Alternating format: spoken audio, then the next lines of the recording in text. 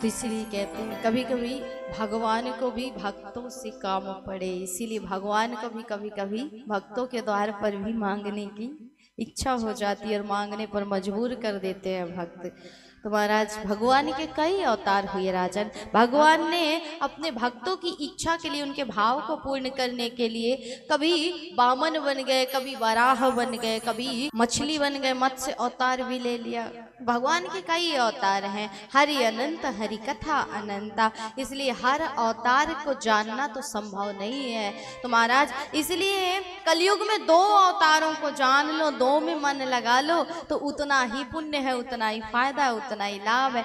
एक है राम, दूसरे है कृष्ण। सिर्फ अंतर क्या है तो बोले राम कृष्ण 2 एक हैं, अंतर नहीं निमेष, इनके नयन गंभीर।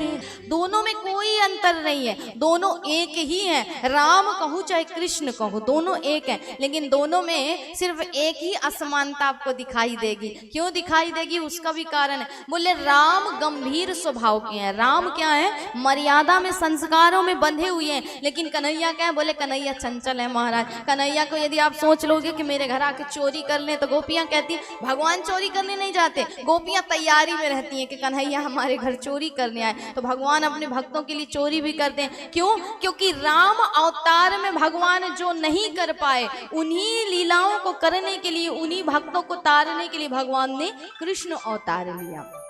और भगवान इसीलिए कृष्ण अवतार में चंचल हुए, शरारती हुए, क्योंकि मर्यादा में रह करके तो आप 16,108 विवाह नहीं कर सकते, क्योंकि राम ने एक नारी की प्रतिज्ञा ली थी और मर्यादा में बंधे हुए थे, रघुकुल के राजा थे। इसलिए राम जो नहीं कर पाए उसी को करने के लिए राम ही कृष्ण बन करके आए और जगत का उन्होंने उद्धार किया, जगत को उन्होंने तार दिया। तो यहाँ पर परीक्षित कहते हैं कि मुझे राम कथा सुनाइए आप। सुखदेव जी कहते हैं कि आपने राम कथा तो पहले सुनी होगी, सुनी है आपने?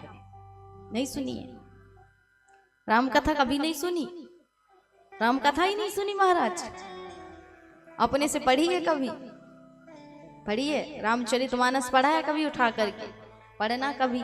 आपकी जितनी समस्याएं हैं ना, सारे संकटों का समाधान एक रामचरितमानस में उठा करके पढ़ लो।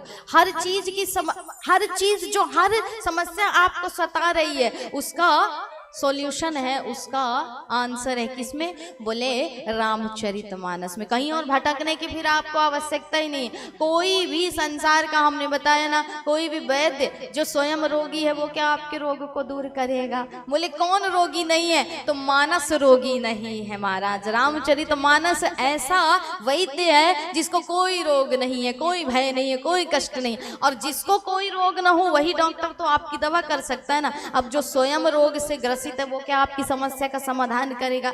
इसलिए सांसारिक से आप उत्तर मत मांगिए, अपने कष्ट की निवृत्ति का मार्ग मत मांगिए। किससे मांगिए? रामचरितमानस से मांगिए।